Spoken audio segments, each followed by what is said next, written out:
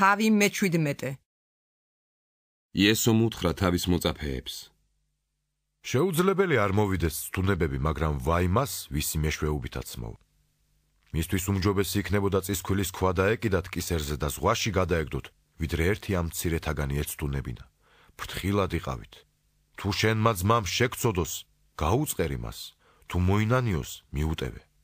დღეში 7 ჯერ რომ შეგწოდოს და 7 ჯერვე მოიქცეს და გითხრას ვინანიებო, მიუტევე. უთხრეს მოციქულებმა უფალს.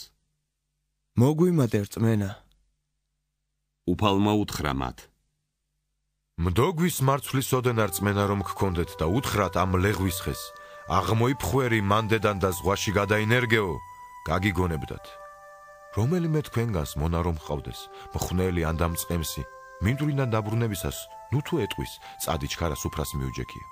განა არ ეტყვის, მომიმზადე ვახშამი და სარტყელ შემორტყმული მემსახურე ვიდრე ვჭამდა ვსვავ, მერე კი შენს ჭამე და სვიო. ნუ თუ მადლობას ეტყვის მონას იმისთვის, რომ მისი ბრძანება შეასრულა. არა მგონი.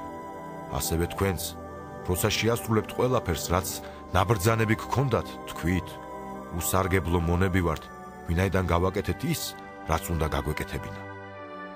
მოხდა ისე, რომ იერუსალიმს მიმავალმა სამარიასა და გალილეას შორის გაიარა. ერთ სოფელში რომ შედიოდა, 10 კეთროვანი კაცი შემოხვდა, რომლებიც შორი ახლოს გაჩერდნენ. ხმა აღიმაღლეს და ამბობდნენ. შეგვიცხადე იესო, მოძღვარო! ისინი რომ დაინახა უთხრა. წადით, ეჩვენეთ მღვდლებს. როგორც კი წავიდნენ, განიწმინდნენ. ერთი მათგანი რომ დაინახა განმიკურნეო, მობრუნდა და მაღალი ხმით ადიდებდა ღმერთს. პირქვედ დაემხო, მის ფეხით და მადლი შესწირა. ის კაცი სამარიელი იყო. მაშინ იესომ თქვა. ნუ თუ 10-ვენი არ განიწმინდნენ, 9 სადღა არიან. როგორ მოხდა რომ უცხოტომელის გარდა არავინ დაბრუნდა ღვთის სადიდებლად? მას უთხრა. ადექი და წადი, შენ მარწმენამ გიხსნა. ჰკითხეს მას ფარისევლებმა. როდის მოვა ღვთის სასუფეველი? უპასუხა მათ. ღვთის სასუფეველი არ მოვა თვალსაჩინოდ. არც იტყვიან, აგერ აქ არის, ან აგერ იქ არისო. ვინაიდან აჰა, თვითონ თქვენშია ღვთის სასუფეველი. მოწაფეებს უთხრა. დადგება დღეები, როცა ინატრებთ, თუნდაც ერთი დღით იხილოთ კაცის ძე და ვერ იხილავთ. გეტყვიან, აგერ აქ არის, ან აგერ იქ არისო. ნუ წახვალთ და ნუ გაედევნებით. ვინაიდან როგორც ელვა ელავს ის ერთი კიდიდან და ანათებს მეორე კიდემდე, ასევე იქნება კაცის ძე თავის დღეს. ოღონდ თავდაპირველად მისი ხვედრია მრავალი ტანჯვის სატანა და უარყოფა ამ მოდგმის მიერ. და როგორც ნოეს დღეებში იყო, ასევე იქნება კაცის ძის დღეებშიც.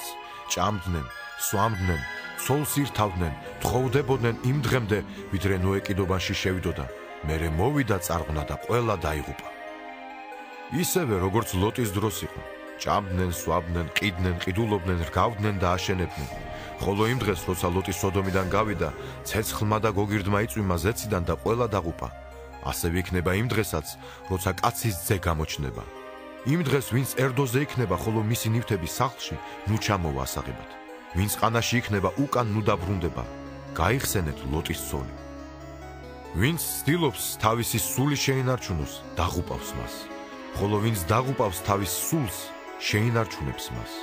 თქვენ გეუბნებით, იმ ღამეს ორნი იქნებიან ერთ საწოლზე, ერთს წაიყვანენ და მეორე დარჩება. ორნი დაფქვავენ ერთად, ერთს წაიყვანენ, მეორე დარჩება. ორნი იქნებიან ყანაში, ერთს წაიყვანენ, მეორე დარჩება. პასუხად უთხრეს მას. სად უფალო? ხოლო მან უპასუხა. სადაც ლეშია, ორბებიც იქვე მოგროვდებიან.